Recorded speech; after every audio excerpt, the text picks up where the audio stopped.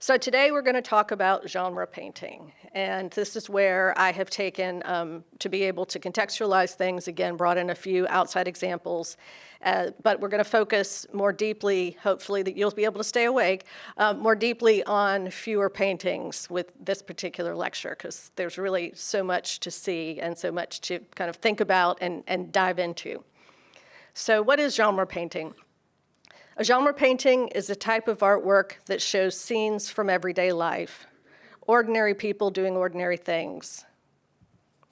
Think of moments like eating, working, playing, music, shopping, or hanging out at home. Instead of focusing on big historical events, religious stories, or famous figures, genre paintings zoom in on the daily routines and social life of its time. The mood or tone of genre painting is often realistic, but sometimes humorous and moralizing. And the primary purpose of genre painting is to capture how people lived. Genre painting, think about it this way, is about everyday life made worthy of art. In the 19th century, American artists increasingly turned their attention away from grand historical narratives and elite portraiture towards scenes of everyday life. This shift gave rise to American genre painting. These paintings were not simply descriptive snapshots of daily life. They were deeply shaped by social values, political tensions, and cultural ideals in a rapidly changing nation. Today, we will begin by exploring subjects commonly depicted in the 19th century American genre paintings and what those subjects reveal about American identity, morality, class, race, and national aspiration. One of the most important or most prominent subjects in American genre painting is domestic life. And we'll see an example in a few minutes.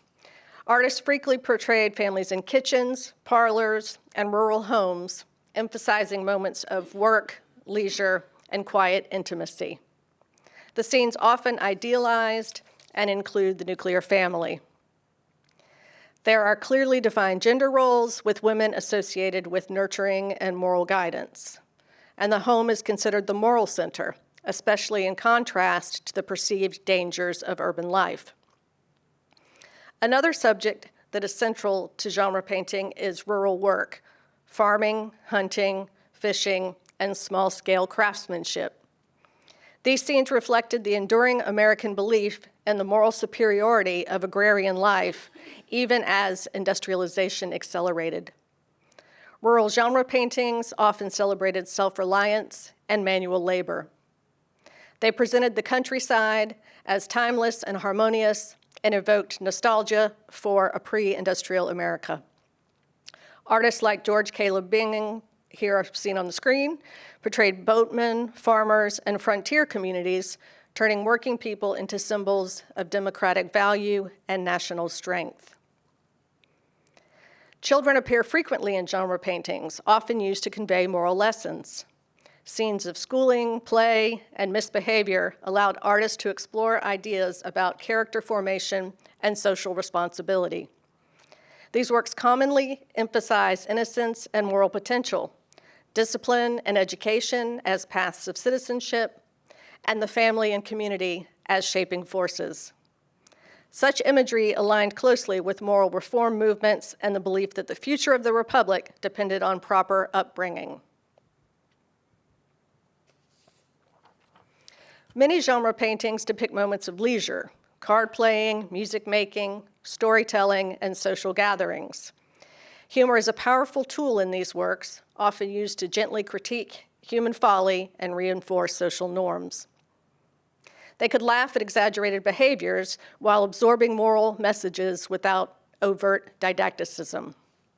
Artists like William Sidney Mount, seen here, used everyday entertainment to explore class differences and communal bonds, especially in rural or small town settings. Genre painting also engaged directly with political subjects, particularly in the context of the Jacksonian democracy. Elections, debates, and public gatherings became popular themes. These works highlight popular participation in democracy, tensions between idealism and corruption, and the theatrical nature of public life. While genre painting often claimed to depict quote-unquote ordinary life, it also reflected and reinforced racial and social hierarchies. And you can see here the person of color standing outside of the entertainment that's happening in the barn, or, yeah, in this case, a barn. Common patterns include enslaved and formerly enslaved Black figures shown in subordinate roles, sentimental or stereotypical portrayals that avoided confronting the brutality of slavery, and selective visibility, where marginalized groups appear without agency. As cities grew, genre painters increasingly depicted urban subjects: street vendors, immigrants, working class interiors, and crowded public spaces. These scenes often conveyed anxiety about social disorder, but also showed a fascination with diversity and modern life. Still, such paintings communicated moral warnings about poverty, vice, or excess. Urban genre paintings reflect a nation negotiating the consequences of immigration, industrial labor, and economic inequality. And now let's look at examples from the Columbia Museum of Art. And here we have Irving's Wine Tasters from 1865. This is our first painting for today from the collection, and this was painted by Irving, who was a Charleston, South Carolina native and a son of a prominent doctor.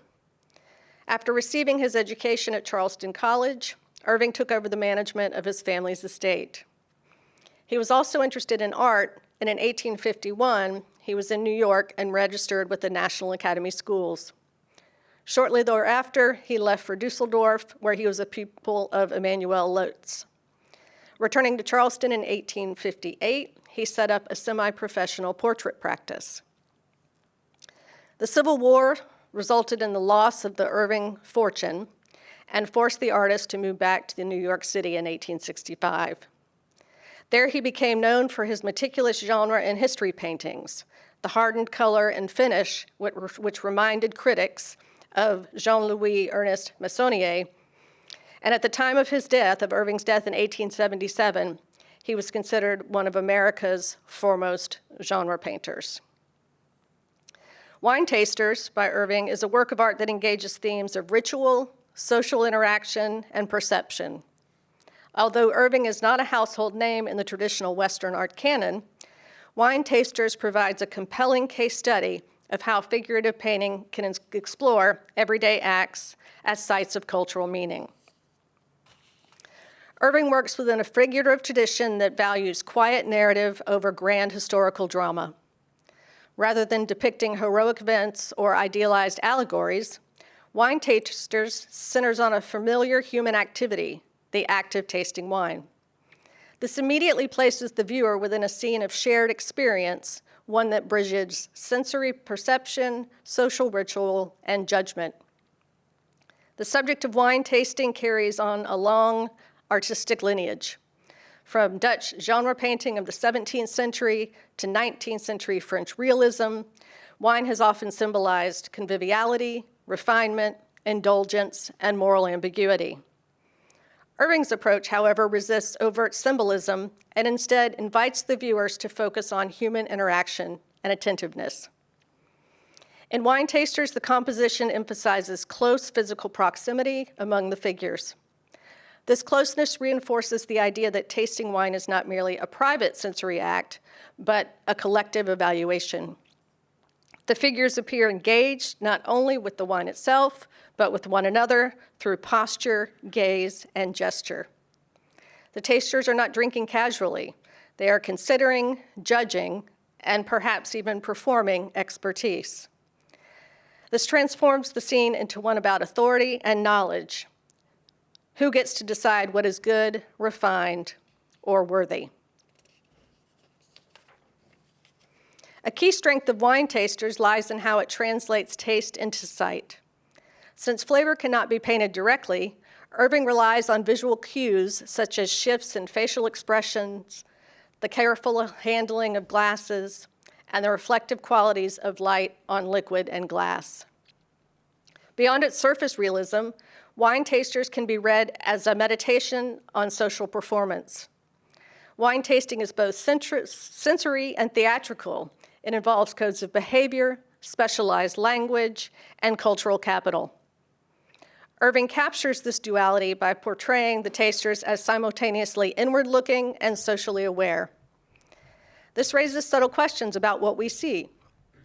Are the figures responding honestly to what they taste? Or are they responding to one another's expectations? This ambiguity is intentional. Irving does not resolve the scene for us. Instead, he positions the viewer as an additional taster, quietly judging the judges. Wine Tasters exemplifies Irving's apparent interest in ordinary rituals elevated through careful observation. The painting transforms a familiar act into a study of perception, social exchange, and quiet authority. Ultimately, Wine Tasters reminds us that art does not need spectacle to be profound. Sometimes meaning resides in the pause before a sip, the glance between participants, and the shared uncertainty of judgment itself. So now I present to you two paintings by Lily Martin Spencer, and these are not in the collection here at the Columbia Museum of Art, but you can't discuss 19th century genre painting without including Lily Martin Spencer in the conversation. Painters such as Lily Martin Spencer depicted lively household scenes that blended humor with commentary on middle-class values. These images reassured viewers that stability, virtue, and national character were rooted in domestic order. In mid-19th century America, the cult of domesticity defined the ideal woman as pious, pure, submissive, and devoted to home and family. Women were expected to rule the private sphere, that is, home, marriage, and motherhood, while men occupied the public sphere of politics, business, and intellectual life. On the surface, Spencer's paintings seemed to align perfectly with domestic ideals. She focused almost exclusively on home life. Her subjects were wives, mothers, and children. Her scenes often showed cooking, child-rearing, and family interaction. Her work was very popular with middle-class American audiences who embraced these values. The images reinforce the idea that a woman's proper place is in the home and that domestic life is central to moral and social stability. Unlike some of her contemporaries, Spencer does challenge the cult of domesticity by giving her women characters strong personalities. She shows their range of emotion through expressions of humor and frustration. She depicts domestic life as active, messy, and demanding, not serene or passive. Her women are capable, opinionated, and central figures who often dominate the composition. Spencer's own life complicates the messages that her paintings convey. Spencer was the most successful and influential American woman painter active in the United States before Mary Cassatt. She and her husband had 17 children, 7 of whom reached adulthood. She was a working professional who was financially motivated, and she supported her family as the primary breadwinner. She operated in the public art market despite painting private, quote-unquote, private subjects.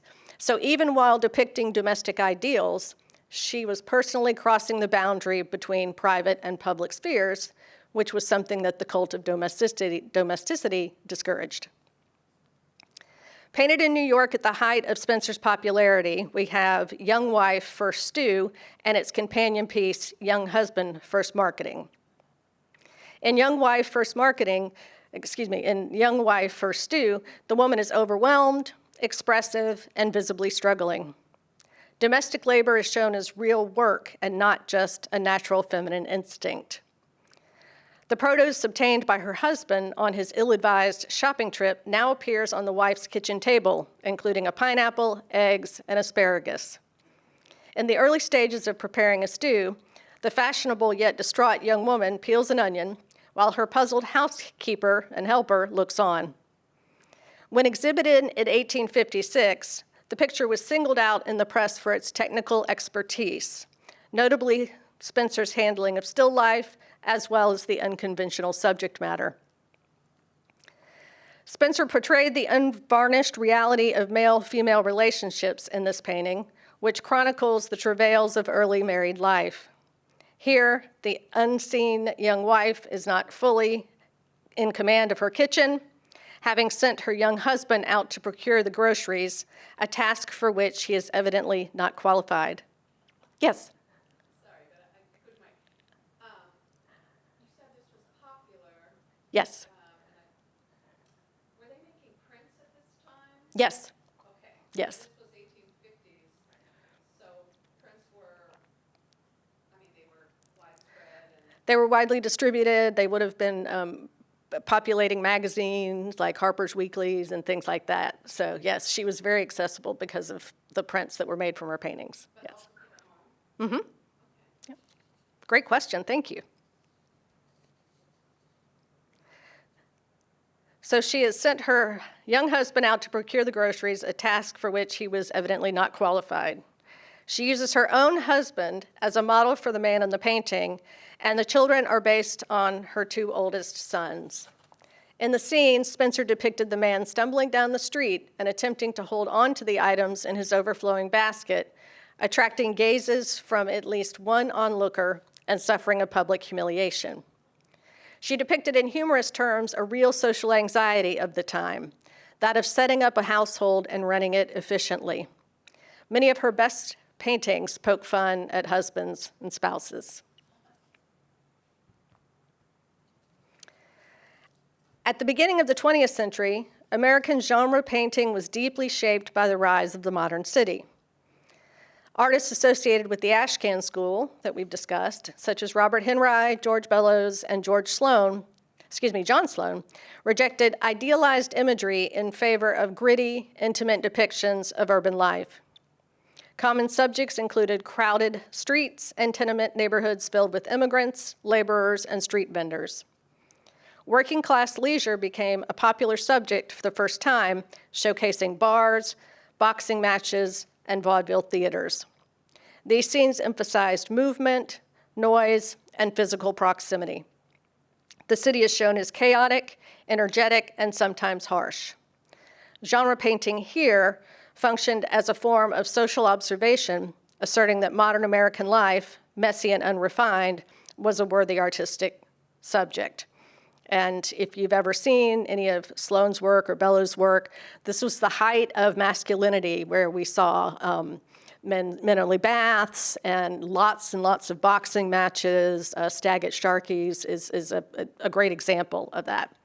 But here in the collection, we're going to turn and look at Margaret Zorak's work, which indeed is not one of those gritty urban scenes, but a scene from her experiences in Maine. Zorak was an American modernist painter, printmaker, and textile artist who trained in Paris. Alongside her husband, William Zorak, she summered and worked in Maine for many years, producing prints, paintings, and embroidered textiles that blended European modernist strategies with New England subjects. She is recognized for both her exuberant color experiments and for a direct narrative interest in local life. While self-identifying as a post-impressionist, Zorak was more prominently known as a pioneer of modernism in the United States. She was strongly influenced by Fauvism in the early 20th century, and she exhibited at the 1913 Armory Show, which we talked about last week, before expanding her practice into embroidery and textile art.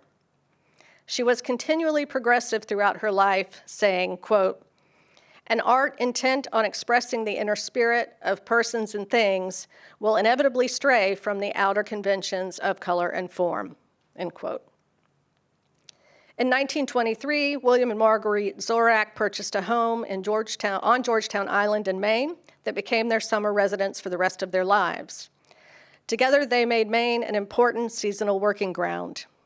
They often represented family members, friends, and acquaintances in their paintings. The island and coastal communities supplied a slower rhythm that influenced the temper and subject matter of many works from this period. Here, the painting's composition places two seated figures on either side of a small table in front of a window in bilateral balance. The two figures really mirror one another across the horizontal plane.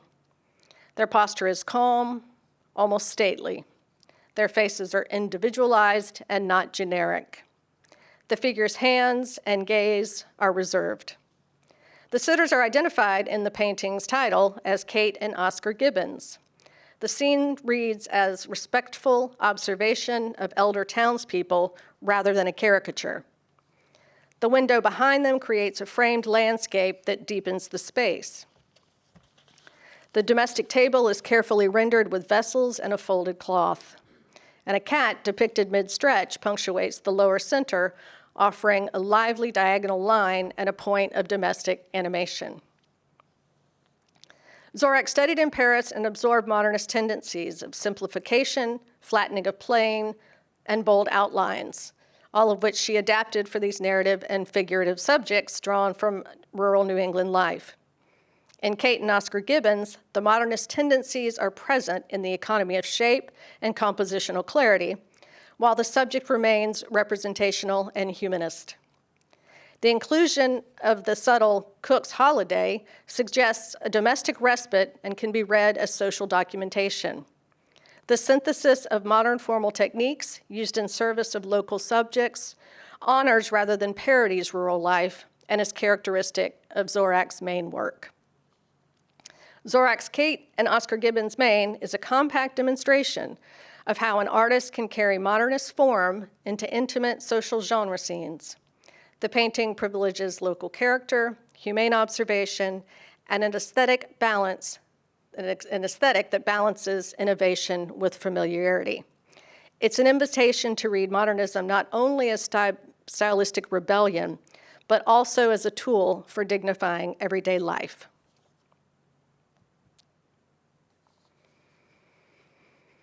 Jerome Myers was born on March 20th, 1867 in Petersburg, Virginia. His family moved frequently in his early years before settling in Trenton, New Jersey. At age 11, he left school to support his mother and 4 siblings. It was around this time that he took up sketching and painting. 3 years and a series of odd jobs later, Myers and his family moved to Baltimore. There, he and an elder brother set up a sign painting business, putting the younger Myers' burgeoning artistic skills to work. In 1886, the family moved to New York City, where Myers found work in the theater as a scene painter. He began his formal studies at Cooper Union in 1867. The following year, Myers enrolled at the Art Student League. He chafed against the conservative academic nature of his schooling and his instructors' disapproval of his interest in making city life, and particularly that of New York, the subject of his work. Nevertheless, Myers continued studying at the Art Students League for 8 years, working as a newspaper illustrator for part of that time. In 1896, he used his scant savings to travel to Paris and complete his academic training. Myers saw many great masterworks and met the city's young artists, but left assured that only New York could be his lifelong subject. Throughout the 1890s, Myers' drawings, pastels, watercolors, and etchings captured the vibrant, chaotic life of New York City's working-class neighborhoods and their inhabitants, particularly the Lower East Side with its influx of immigrants. Like other urban realists, these works and his later paintings offer a positive view of the urban poor and their communities. Perhaps because of his own childhood experiences with poverty and an itinerant existence, Myers' urban scenes are particularly sympathetic, even sentimental. He later wrote of the city's slums, quote, "Others saw ugliness and degradation there. I saw poetry and beauty," end quote. Despite his empathetic approach, Myers was not engaged in social reform issues like many of his contemporaries. Around 1902, Myers met William Macbeth, owner of the Macbeth Gallery, who encouraged him to focus more on oil painting. Myers frequently showed his work at the Macbeth Gallery before his first solo show there in 1908. And if we remember, the Macbeth Gallery was where the Ashcan School artists had their first exhibitions and group exhibitions as well. In 1911, Myers joined a small group of fellow artists in founding the Association of American Painters and Sculptors, which aimed to promote contemporary arts through non-juried exhibitions. As we discussed last week, the AAPS organized the International Exhibition of Modern Art, also known as the Armory Show, which was a landmark exhibition that included representative works from avant-garde artistic groups in America and Europe.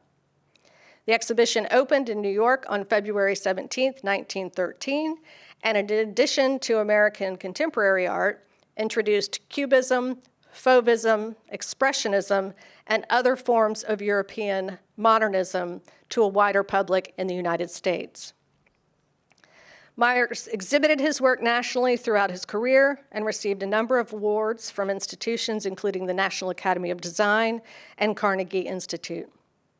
In 1919, he was elected an associate member of the prestigious National Academy of Design, becoming a full member in 1928. He passed away in New York in 1940. So let's talk about music halls. When we think of New York City in the 1930s, we often imagine bread lines, shuttered factories, and the long shadow of the Great Depression. But this picture is incomplete. At night, across Manhattan and the outer boroughs, the city pulsed with music. In an era of hardship and uncertainty, music halls became places of escape, also places of community and cultural innovation. They were not just entertainment venues, but they were lifelines. Let's explore what New York City's music halls were like in the 1930s, who performed in them, who attended them, and why they mattered to the city's social and cultural life. By the 1930s, New York City already had a long tradition of live entertainment. Vaudeville theaters, concert halls, cabarets, and ballrooms dotted the city. Some venues were grand and formal, while others were smoky and intimate. Famous halls such as Carnegie Hall continued to host classical music and prestigious concerts.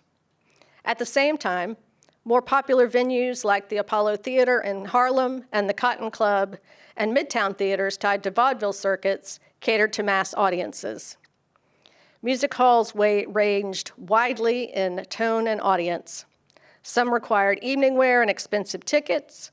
Others welcomed working-class crowds for the price of a drink.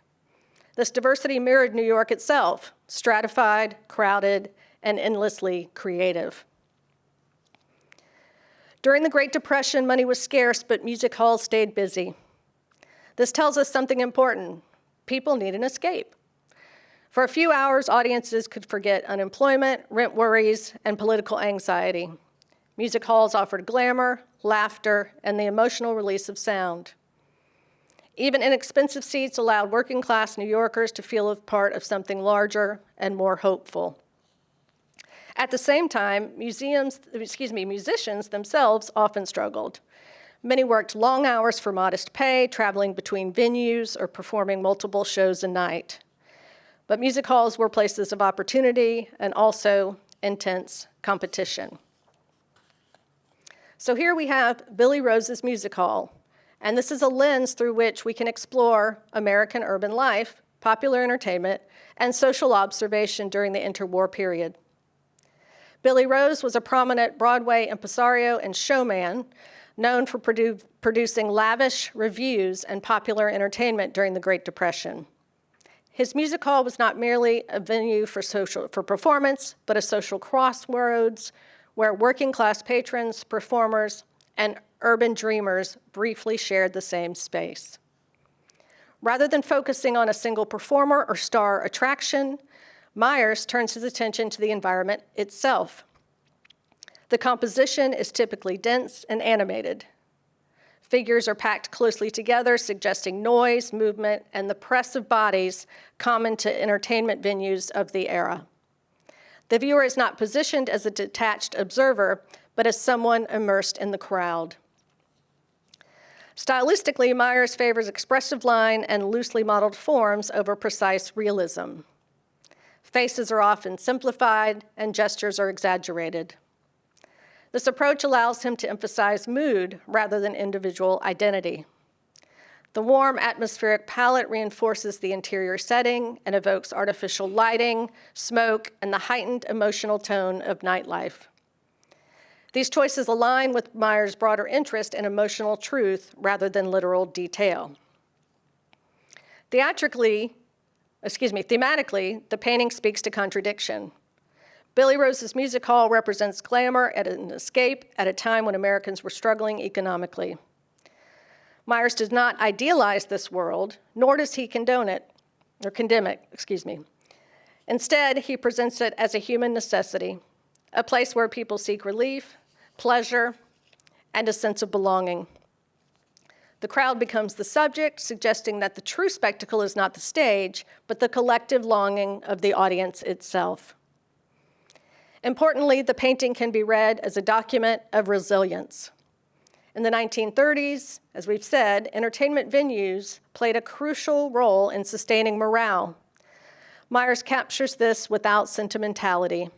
His figures appear absorbed, weary, animated, or distracted, revealing the spectrum of emotional states that mirrors the complexity of Depression-era urban life.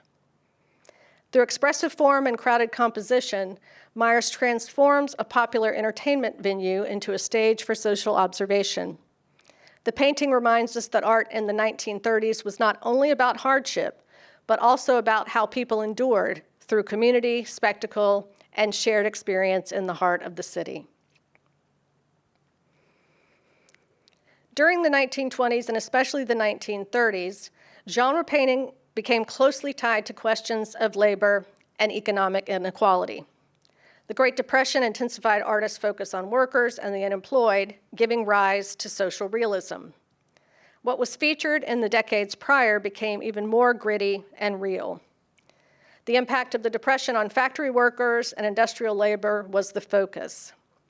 Imagery repeated itself as artists created their own iterations of strikes, protests, and political gatherings, as well as breadlines, unemployment, and urban poverty. Artists such as Ben Shahn and Reginald Marsh used genre paintings to critique capitalism and expose injustice. Everyday life was no longer neutral. It was explicitly political. Genre painting became a visual argument about dignity, exploitation, and collective struggle. And we're going to look at one of those paintings in just a moment, but I'm going in chronological order. So we'll now turn to the work of Raphael Sawyer, who was considered a social realist in his own way. Russian-born in 1899, Raphael Sawyer moved to the United States in 1912, and his family settled in New York City. He sold newspapers and worked in a factory while pursuing art studies first at the Cooper Union and subsequently at the National Academy of Design, as well as the Art Students League. A talented artist, he published his first original lithograph in 1917, and by the 1920s was showing his work in New York galleries. He became one of the most prominent figures associated with American social realism of the mid-20th century. Unlike some social realists who focused on overt political struggle, Sawyer's realism was intimate and inward. He painted people not as symbols of ideology, but as individuals absorbed in thought, routine, and private emotion. Among his renderings of city dwellers are shop girls, seamstresses, milliners, and secretaries. The plight of the working woman caught Sawyer's imagination and his eye. Towards the end of the 1920s, 1/3 of the American workforce was composed of women. By 1934, 25% of New York women were out of work. Sawyer's depictions are of ordinary, tired-looking women pictured in their environment on city streets and posed in the studio with props. Among the artists much admired by Sawyer is Edward Degas, who was a master of the studio picture tradition. Degas' oeuvre is populated with images of laundresses, ballerinas, models, and sometimes prostitutes. Sawyer's models were sometimes women he knew well. At other times, they were women he met on the street and brought into the studio. His relationship to them was purportedly always one of respect and friendship. Often shown in bare settings and engaged in intimate activity, Sawyer's female subjects show no awareness of a viewing presence. Their eyes are averted. They're typically emotionally and psychologically distant. Their preoccupation with their own reflection or their own reflective thoughts lends to a sense of brooding melancholy. Entering the studio, seen here, exemplifies this approach. The painting, upon first inspection, may appear quiet and unassuming, but it opens into a rich meditation of modern life, artistic identity, and the psychology of everyday experience. The painting depicts a woman at the threshold of an artist's studio. This moment is transitional. She is neither fully inside nor fully outside. This sense of in-between is central to the work. The studio itself, long a symbol of artistic creation, privacy, and introspection, is presented as a romantic or heroic space. The figure's posture and movement are restrained. She is not rushing, posing, or performing. Rather, she appears absorbed in the act of entering, as though crossing into a different mental or emotional zone. Sawyer often painted women in moments like this, walking, sitting, waiting, moments that resist narrative resolution. Compositionally, the space is compressed. The studio does not open expansively. Instead, it encloses the figure. This creates a sense of introspection rather than freedom. The viewer is positioned close to the subject, almost intrusively so, which heightens the intimacy of the scene. What makes entering the studio compelling is not action, but psychology. Sawyer was deeply interested in inner life, in hesitation, solitude, and self-awareness. This woman's expression is subdued and ambiguous. She is not smiling, nor is she overtly distressed. This ambiguity invites the viewer to project meaning onto her state of mind. Is she entering a space of creativity, or is it a space of labor, or a space of confinement? Is the studio a refuge, or is it a burden? Sawyer does not tell us. Instead, he presents the moment as psychologically unresolved. This aligns with his broader body of work, which often suggests that modern life is less defined by dramatic events and more by quiet emotional endurance. Sawyer's palette in this painting is muted with earth tones, grays, subdued blues, and browns. These colors reinforce the seriousness of and the seriousness and introspective tone of the scene. There is no theatrical lighting. Instead, light is soft and diffuse, contributing to a sense of realism and emotional restraint. His brushwork is controlled but expressive. The figure is clearly defined, yet not polished to academic perfection. This balance reflects Sawyer's belief that realism should communicate lived experience, not idealized form. While entering the studio lacks overt political imagery, it still reflects the social realities of the time. Sawyer painted during the Great Depression and its aftermath, when many artists grappled with questions of purpose, survival, and relevance. The studio here may symbolize artistic labor itself, quiet, uncertain, and often isolated. Importantly, Sawyer's frequent depiction of women has been interpreted in multiple ways. Some scholars argue that the figures represent modern alienation and emotional labor. Others note that Sawyer's women are not idealized muses, but complex, autonomous individuals occupying real psychological space. Entering the studio is a painting about thresholds between public and private, movement and stillness, certainty and doubt. Raphael Sawyer invites us to slow down and consider the emotional weight of ordinary moments. In doing so, he expands the definition of realism beyond social conditions and into the realm of interior life. And of course, another artist who excelled in this ability to think about alienation and isolation is Edward Hopper. And so upon request, I brought in a Hopper, unfortunately not a lighthouse or a coastal painting, but this is his most famous work, Nighthawks, from the Art Institute of Chicago. And what is so interesting about this work is it's so popular, but very few, I think, really take the time to look at it. And if you spend the time and look at it, you see these subtle hints of isolation and alienation. I think the most important and easily recognizable indication of this is there's no door. There's no way into the cafe, there's no way out.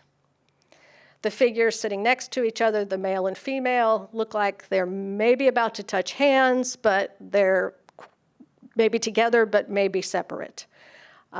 We don't see any idealized figures. We don't see any likenesses that we would recognize. These are just folks in the city popping in for a cup of coffee, going about their business. And of course, the scene itself, Nighthawks, late in the evening with very little traffic. We don't see the same bustling, urban, gritty environment that is being focused on by the social realists.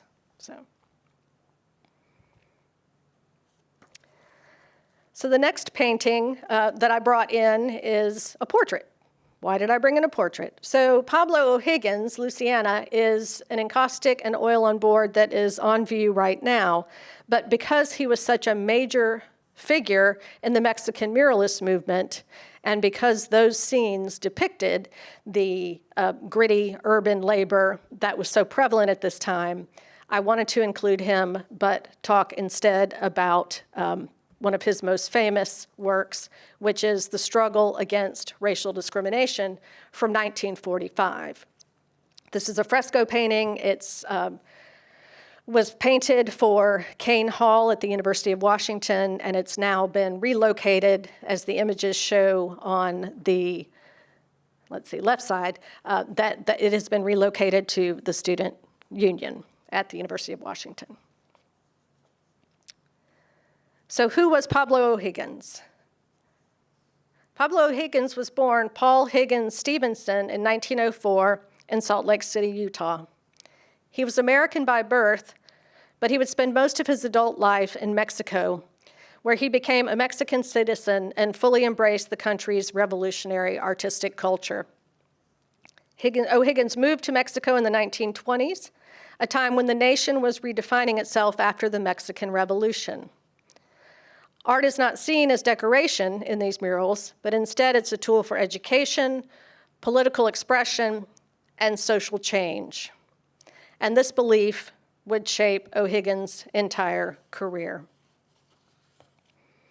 One of the most important moments in O'Higgins' artistic development was becoming an assistant to Diego Rivera, one of the big three Mexican muralists, alongside Jose Clemente Orozco and David Alfaro Suqueres.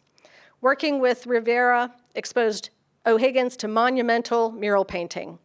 It also exposed him to Marxist political theory, and that the idea that art should serve workers, peasants, and the public, and not elites. Unlike many artists who admired the muralists from a distance, O'Higgins was deeply involved in the physical labor of mural production, grinding pigments, scaling walls, and helping execute large public works. O'Higgins was a committed Marxist and believed strongly that art should be accessible and socially useful. He rejected the idea of art as luxury and instead promoted art as a means of political education, class consciousness, and solidarity with workers and indigenous communities. This aligned him with leftist artists across Mexico and Latin America and the United States. His art consistently depicted farm workers, factory workers, and a collective struggle against anti-imperialist themes. Rather than glorifying individual heroes, O'Higgins emphasized collective action. One of O'Higgins' most important contributions was his involvement with the People's Graphic Workshop, founded in 1937. And we'll go back to the painting because there are many prints that are reproduced of his singular figures through this People's Graphic Workshop. The workshop produced posters, prints, flyers, and political graphics to address issues such as workers' rights, anti-fascism,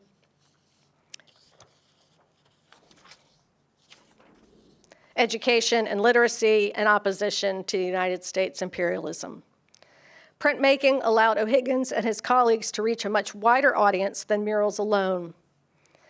These images were inexpensive, reproducible, and meant to circulate in the streets, unions, and schools. So a lot of what is collected, say by the Metropolitan of his prints, were originally designed for posters we would see up on billboards or perhaps on telephone poles and things like that. Although he was less famous than Diego Rivera, O'Higgins created several important paintings, large public murals, and thousands of prints and graphics on paper. A recurring theme in his mural is conflict, but not as chaos, but as a necessary step towards justice. Workers are shown as active agents of change, not passive victims. Stylistically, his murals are direct and legible with a strong narrative component. His goal was always to have clarity over spectacle. This mural here, The Struggle Against Racial Discrimination, situates the ship scalers in a global context of defeating fascism and other forces of oppression.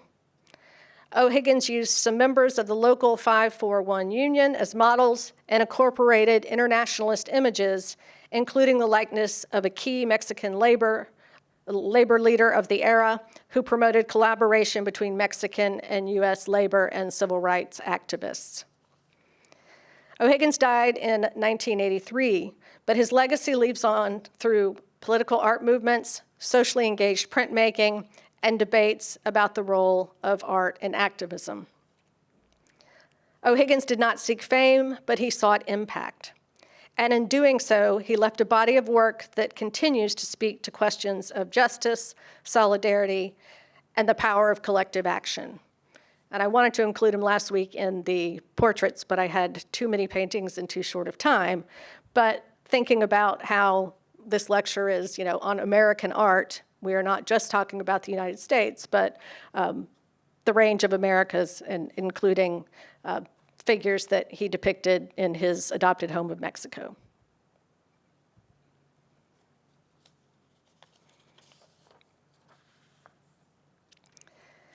In contrast to urban realism, American regionalism of the 1930s focused on rural and small-town life, particularly in the Midwest and the South.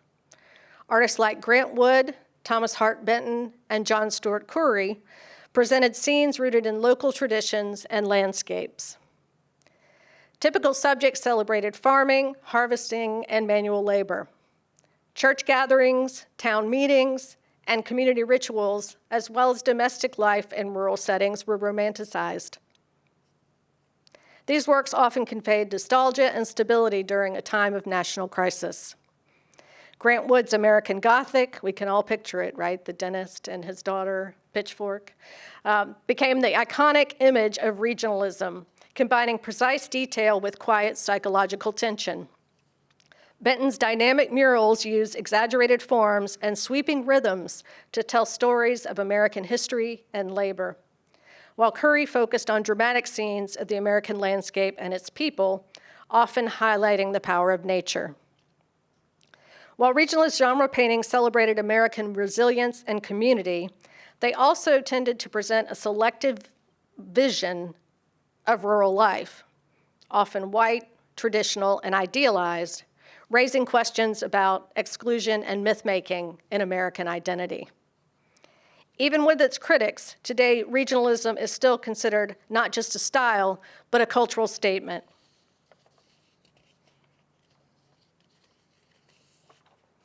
It makes the claim that national identity could be found in local places, ordinary people, and shared stories painted closer to home. Now, I've mentioned the New Deal and its impact on artists throughout this lecture series, and it's within this era of genre painting that the scenes of life in the United States were expanded through the Works Progress Administration and its federal art programs. And of course, artists were commissioned so that they would have a living to create murals and public paintings for public spaces. These works promoted shared national values by depicting recognizable everyday experiences. Genre painting here served an educational and unifying function rather than a divisive critique. Subjects featured representations of jobs and careers that were the core building blocks of our nation and what kept it advancing. These included figural works of construction workers, teachers, and postal employees that supported industrial production and infrastructure, as well as collective civic life. The American scene was framed as diverse yet cohesive, emphasizing productivity, cooperation, and optimism despite hardship. Cara Markham's square dance, do we know anything about Cara Markham? This woman is amazing, amazing. She was an actress, a painter, and a printmaker. She was born Elaine Hyman, the daughter of a Chicago jewelry merchant, and she left high school around 1907 to study drawing at the Art Institute of Chicago. 2 years later, she was acting in Chicago's experimental Little Theater. By 1914, she moved to New York to pursue acting. That year, she joined the Provincetown Playhouse Theater Company in the artist colony of Provincetown, Massachusetts. Later, she traveled with a theatrical troupe to Los Angeles. She also occasionally designed book covers and served as a movie art director. In 1927, Markham married scenographer David Stoner Gaither, who encouraged her to paint. She executed striking mural decorations for several New York restaurants, jazz clubs, and nightclubs until the 1924 stock market crash eliminated such commissions. In 1930, she studied with Alexander Abels at the Art Students League. And a year later, her work received favorable notice at the National Association of Women Painters and Sculptors exhibition. In 1934, her first solo exhibition took place in Maine. Markham also resumed mural painting and took up lithography and portraiture. In 1936, she joined the Federal Arts Project of the Works Progress Administration, which sponsored her lively lithographs of backstage scenes. The prestigious annual publication, Fine Prints of the Year, cited her prints in 1937 and 1938. In the late 1930s, Markham began her 2-decade association with the greeting card publisher American Arts, Inc., which promoted her art and reproduction. For the 1939 New York World's Fair, she executed 40 dioramas for the Hall of Inventions.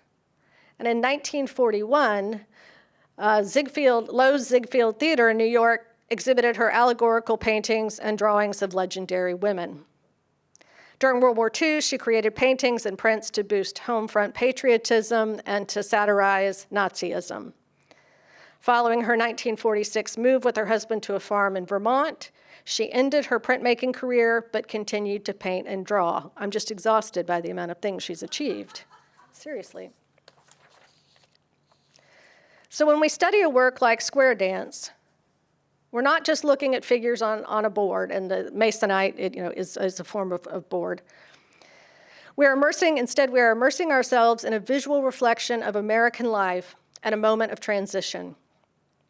The painting shows a group of dancers clad in bright, dynamic clothing, engaged in a square dance, which is a distinctly American folk dance form that is celebrated for its community energy. Square dancing itself, although rooted in older European folk forms like the English cotillion or the French quadrille, had become deeply embedded in American cultural life by the 20th century. It was embraced and transformed in the United States, becoming symbolic of American social culture and tradition. In this painting, the dance is not just choreography. It represents connection, resilience, and cultural continuity. So when you first step back, when you go into the galleries and look at this again, and you take in the whole painting, hopefully what hits you immediately is the motion, right? The activity, the motion, the energy. The figures seem almost animated, with bodies caught mid-steps, limbs radiating energy. They seem to pivot, spin, and surge outward. Nothing feels static. Even the empty spaces vibrate with rhythm, echoing the music we imagine but cannot hear. The composition sweeps the eye around the picture. Your eye doesn't settle, but rather it circulates much like the dancers themselves. If we focus more closely on the figures, we see that the dancers are stylized rather than anatomically precise. They appear to have elongated limbs, exaggerated gestures, and tilted bodies. These distortions heighten the sense of movement and collective momentum. Individual faces are simplified, which shifts attention away from portraiture and toward shared action. You are not meant to identify one person, you're meant to experience the group. Yet one especially compelling aspect of square dance is the tension between collective energy and individual expression. While most dancers burst with motion and color, one figure's more subdued expression suggests deeper reflection. Perhaps it is a reminder that even during celebration, people carry personal histories and emotions. This layer of complexity is part of what makes Markham's work emotionally rich, going beyond simple depiction to invite viewer engagement. This small emotional counterpart keeps the painting from becoming sentimental. Now let your eyes follow the colors. Markham uses vibrant colors to create contrast and lively hues that evoke the happiness of the occasion. Bright reds, blues, yellows, and whites pulse across the surface. Clothing becomes a compositional tool as skirts flare, sleeves angle, and patterns collide. The repetition of colors creates a visual rhythm, mimicking the call and response structure of a square dance. Color here is sound. It's a substitute for the music. Okay, so now let's think about what's missing. There is little emphasis on architecture or landscape. The setting dissolves into the background. This makes the dance feel almost timeless, less of a specific event and more of a symbolic moment in American communal life. Unlike traditional European painting that isolates a main figure, square dance emphasizes group interaction, shared rhythm, and mutual dependence. This mirrors the social realist belief that identity is shaped through community and cooperation. 1945 marked the end of a turbulent era when millions of Americans were eager for joy and normalcy after the war.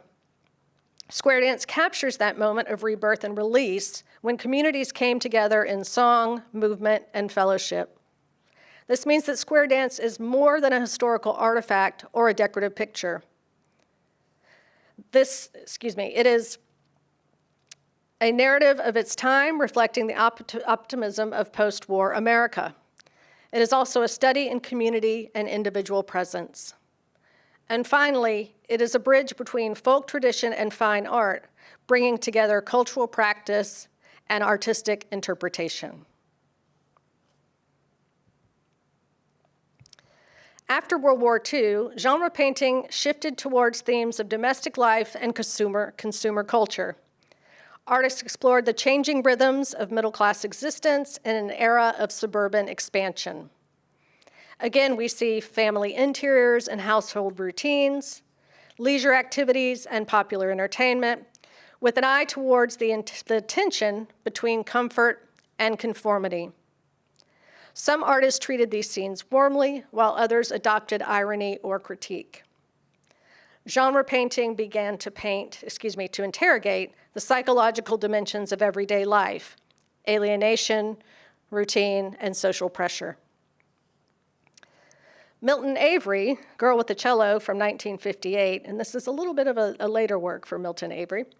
Avery was born in Sandbank, New York, and moved to Hartford, Connecticut with his family in 1898. He held many jobs before enrolling in a lettering class at the Connecticut League of Art Students in Hartford in 1905. Charles Noel Flagg, the school's director, persuaded Avery to transfer to a life drawing class, which launched his career in the fine arts. In 1918, Avery transferred to the School of Art at the Society of Hartford. In 1924, he became a member of the Connecticut Academy of Fine Arts and later moved to New Jersey. From 1926 to 1938, he attended sketch classes at the Art Students League in New York, where he became a friend of young abstractionists Adolph Gottlieb, Marthe Rothko, and Barnett Newman. In 1938, Avery worked as an artist in the easel division of the WPA Federal Art Project. He was represented by Paul Rosenberg and Duran Rual galleries until 1950. And the Whitney Museum of American Art gave him a retrospective in 1960. Avery is an artist who occupies a fascinating space between American realism and modern abstraction. Avery is often described as, quote, a painter's painter, end quote, quietly influential, deeply thoughtful, and less concerned with spectacle than with mood, form, and color. Avery maintained a delicate balance between representation and abstraction. He painted figural, genre, and landscape subjects whose simplified forms and flat expanses of color indicate the influences of Pablo Picasso and especially Henri Matisse. Now let's look closely at Girl with the Cello. At first glance, Girl with the Cello seems simple. We see a seated female figure, possibly his daughter March, holding a cello, rendered with flat shapes, muted colors, and minimal detail. But this apparent simplicity is deceptive. Avery's restraint is deliberate, and is precisely what gives the painting its emotional depth and modern significance.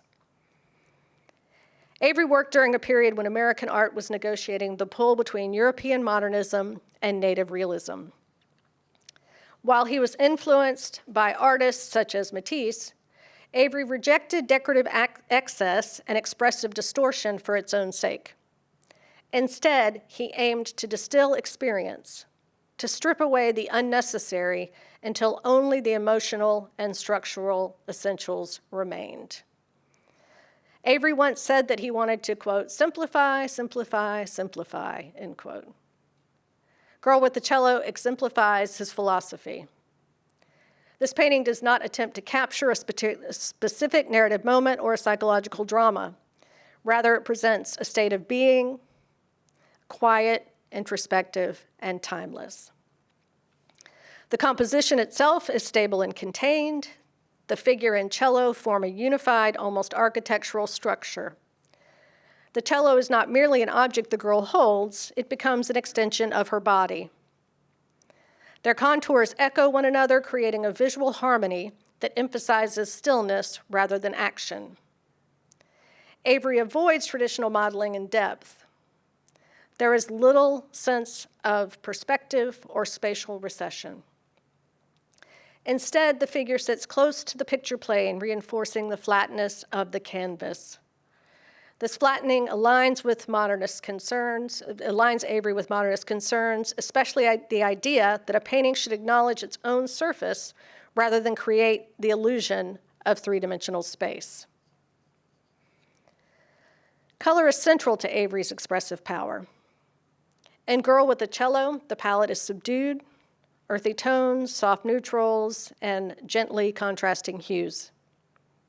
These colors do not describe reality as much as evoke a mood. Avery uses color emotionally rather than descriptively. The lack of sharp contrasts or dramatic lights contributes to the painting's meditative quality. Nothing demands attention, everything invites contemplation. The viewer is encouraged to slow down, to sit with the image in the same way that the girl sits with her instrument.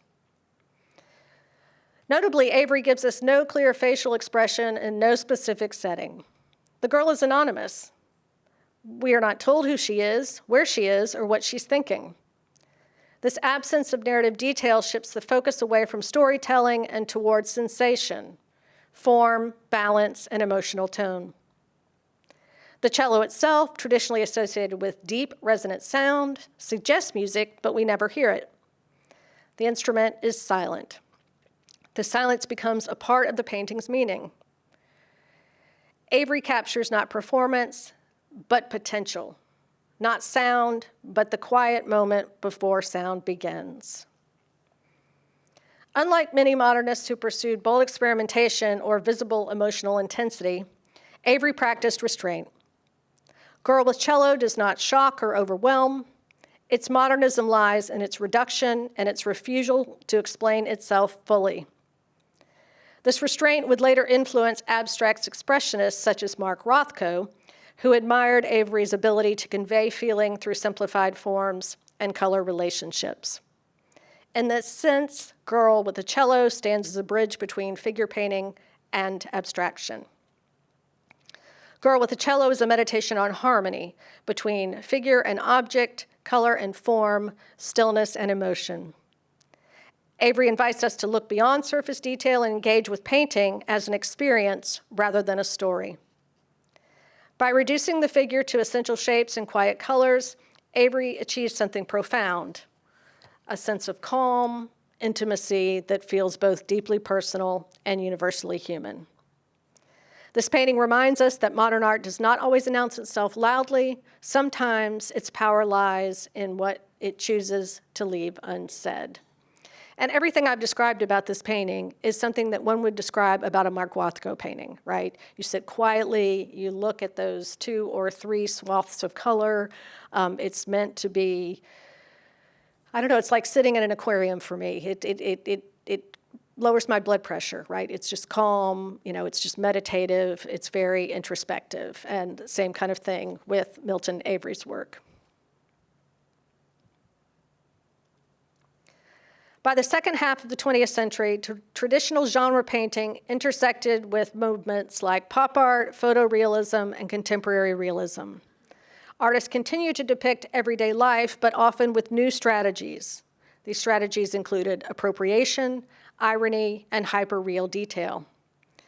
Genre painting no longer aimed to simply document life. It questioned how images of everyday life are constructed, consumed, and remembered. Now we will discuss Benny Andrews, the artist, and Big Daddy Paper Doll from 1967 by May Stevens. This painting offers portraiture, political critique, and feminist and anti-racist art practice in the United States during the late 1960s. It also marks an important moment in Stevens' development of a visual language that combines figuration, symbolism, and sharp social commentary.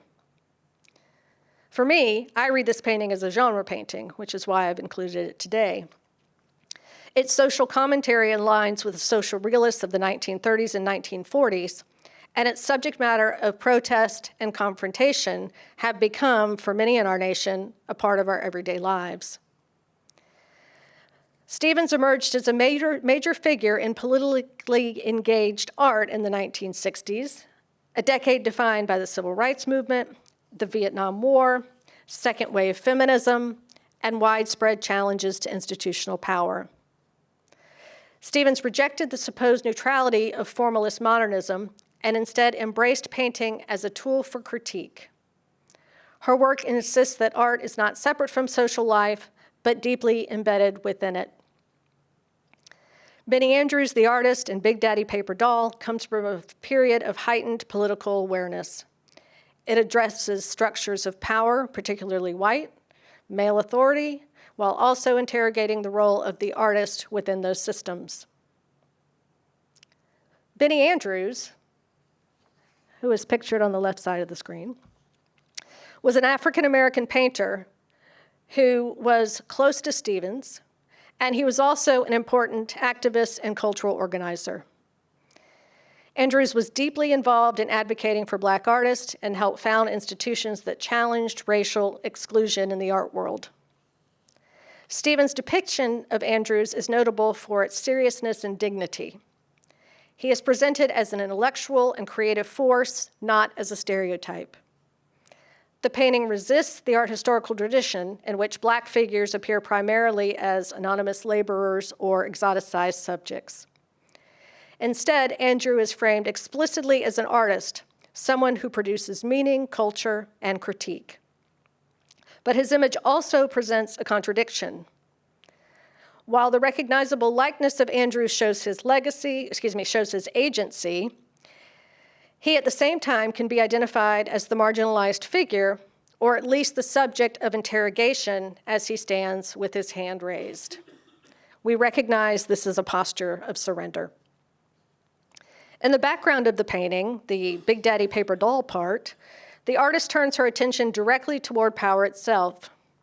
Big Daddy, as was and is Stevens' recurring symbol for patriarchal authority, an amalgam of capitalist, military, and political dominance. Here she represents the white male figure who controls institutions, resources, and narratives. But the authority is rendered unstable. The figure resembles a paper doll. It's flat, segmented, and theoretically manipulable. This is crucial, right, to her painting. Paper dolls are typically children's toys meant to be dressed, rearranged, and handled. So by turning Big Daddy into a paper doll, Stephen exposes the constructed nature of power. Patriarchy and authority are not neutral or inevitable. They are assembled, maintained, and therefore capable of being dismantled. The painting combines humor and menace. Her use of flattened space, stark outlines, and slightly awkward proportions resist aesthetic comfort and reinforce tension. Big Daddy may look absurd or cartoonish, but he remains imposing. Stevens captures the paradox of power in the late 1960s, visibly cracking under social pressure, yet a social pressure that is still capable, or a dominant paper doll, patriarchy, that is still capable of violence and domination. She asks viewers to consider how Black artists are seen, who is granted authority in art, and how power operates even within progressive cultural spaces. Importantly, Stevens does not position herself outside of these dynamics. As a white woman artist, she was acutely aware of her own position within systems of privilege. Her portrait of Andrews is not an act of speaking for, but aligning with, acknowledging difference while insisting on solidarity. Her critique of Big Daddy is inseparable from her feminist politics and her belief that art must confront power directly. In 1967, as social movements redefined what justice, equality, and representation could mean, Stevens' work insisted that painting itself could be a site of resistance.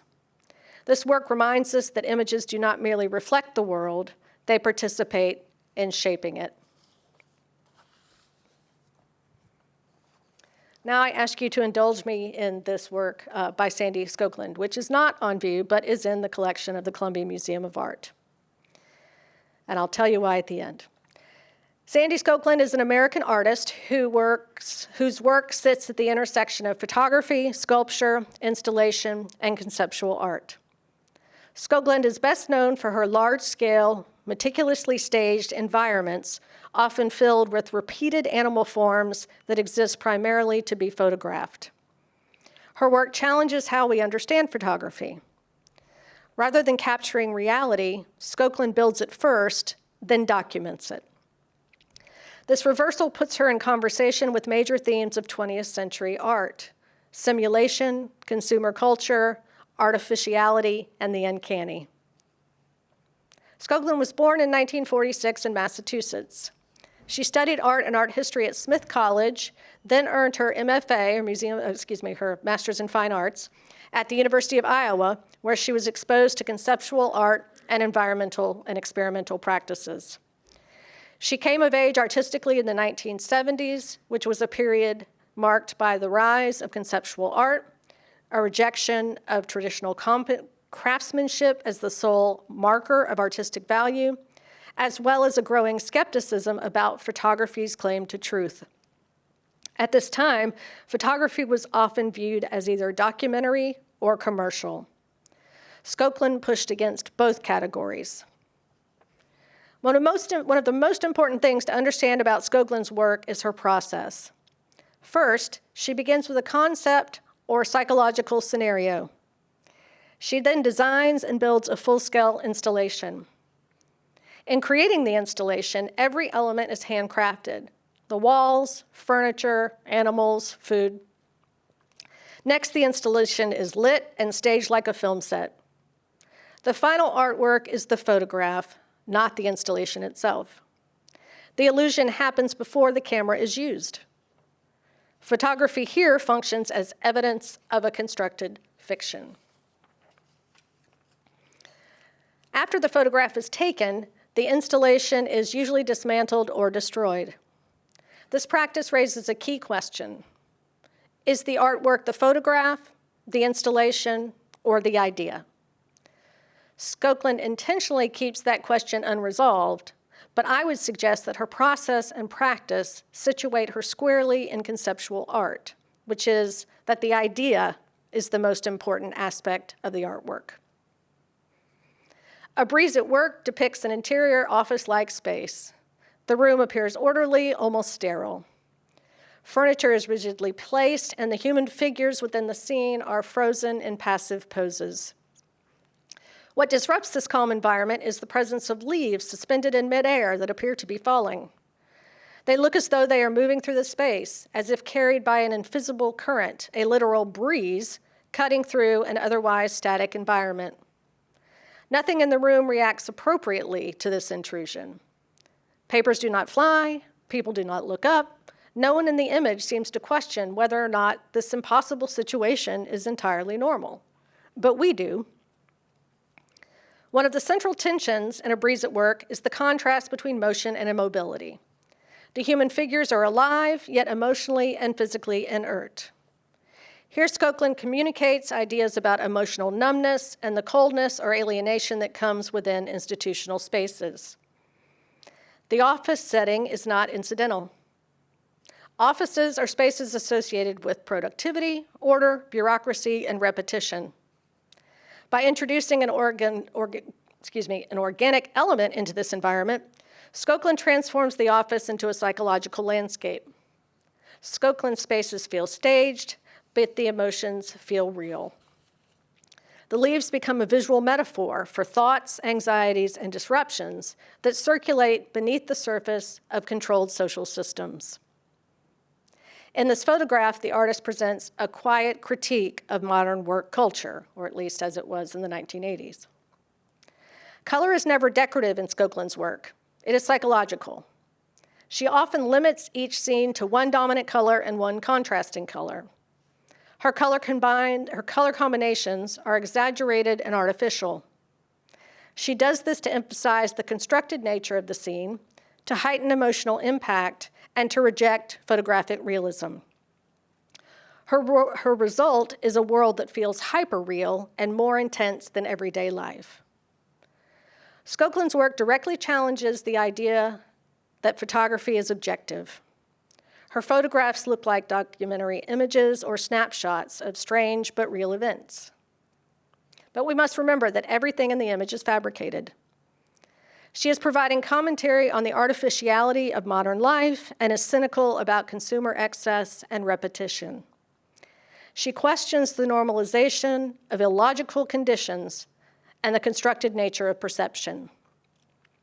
Skoklund is in the company of other artists like Cindy Sherman and Jeff Wall, who use photography to question belief, authorship, and truth. Her work anticipated digital image manipulation. She worked before the invention of Photoshop or other Adobe Creative Suite software tools. With her images, she blurs the lines of reality and fiction and visual culture. Today, her photographs still feel relevant in a world saturated with curated realities. Skoklund's art reminds us that images do not simply reflect the world, they manufacture meaning. By building surreal environments and presenting them as photographs, she forces us to confront how easily we accept images as truth. Her work asks us not just to think about what we are seeing, but she asks us to think about why we believe what we are seeing. And I wanted to end on this work because this work, to me, is a celebration and a culmination of the Columbia Museum of Art's time in this building. I went to graduate school at USC and graduated in '94, and I can remember working at the Taylor House as an intern and then being able to come back during the holidays when one of the first exhibits that opened in this building in the fall of 1998 was Sandy Skoklund's work with the installations. And then they were able to acquire one of the photographs. And it just reminds me of how special this place is and has been to so many of us for so many years. So in conclusion, throughout the 20th century, American genre painting, or genre painting in America, served as a mirror of social reality and a tool for cultural critique. Whether depicting urban crowds, rural rituals, labor struggles, domestic interiors, or marginalized communities, artists use scenes of everyday life to ask larger questions about identity, power, and belonging. Far from being trivial or merely descriptive, genre painting revealed that the ordinary is deeply political and that how a society represents daily life tells us much about what it values, whom it includes, and what it chooses to overlook. I want to thank you so much for being an engaged and captive audience on this journey with me, and I want to thank again the Columbia Museum of Art for this opportunity to be able to spend this time with you. Thank you so much.